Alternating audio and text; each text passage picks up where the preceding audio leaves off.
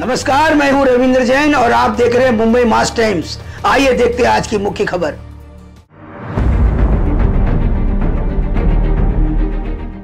Doctor Babasaheb Ambedkar यांच्या जयंतीनिमित्त मी तमाम नागरिकांना मनापासून शुभेच्छा देतो।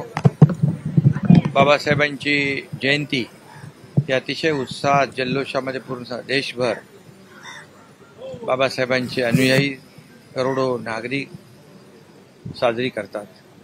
या देशाला सर्वोत्तम घटना देण्याची जगातली सर्वोत्तम घटना बाबासाहेबांनी लिहिली आणि त्या राज्यघटनेच्या आधारावर आपला देशाचा राज्यकारभार चालतो आणि सर्वसामान्य माणसाला दलित, शोषित, पीडित याला न्याय देण्याचं काम यासाठी बाबासाहेबांनी संघर्ष केला।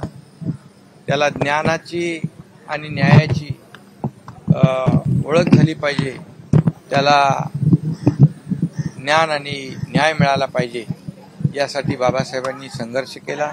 शिका, संघटित व्हा आणि संघर्ष करा हे बाबासाहेबांचं ब्रीदवाक्य होतं आणि म्हणून बाबासाहेबांनी या देशासाठी जे सर्वोत्तम काम केलंय ते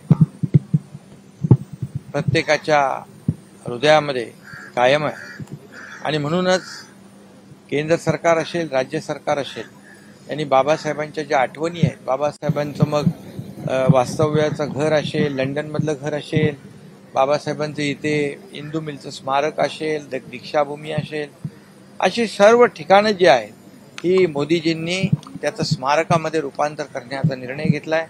राज्य सरकार देखील जगाला हेवा वाटावा असं भव्य दिव्य असं इथं स्मारक इंदू मिलमध्ये करतोय। त्याचबरोबर आज बाबासाहेबांची जयंती मोठ्या उत्साहात साजरी होती आहे।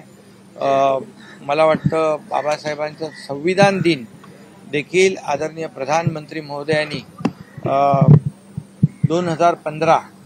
19 जून 2015 साली सुरू केला।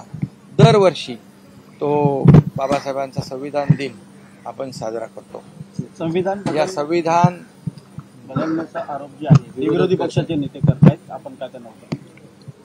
दरवेळेला निवडणुका आल्या की विरोधक संविधान बदलणार अशा प्रकारची ओरड करून या ठिकाणी लोकांमध्ये संभ्रम निर्माण करतात।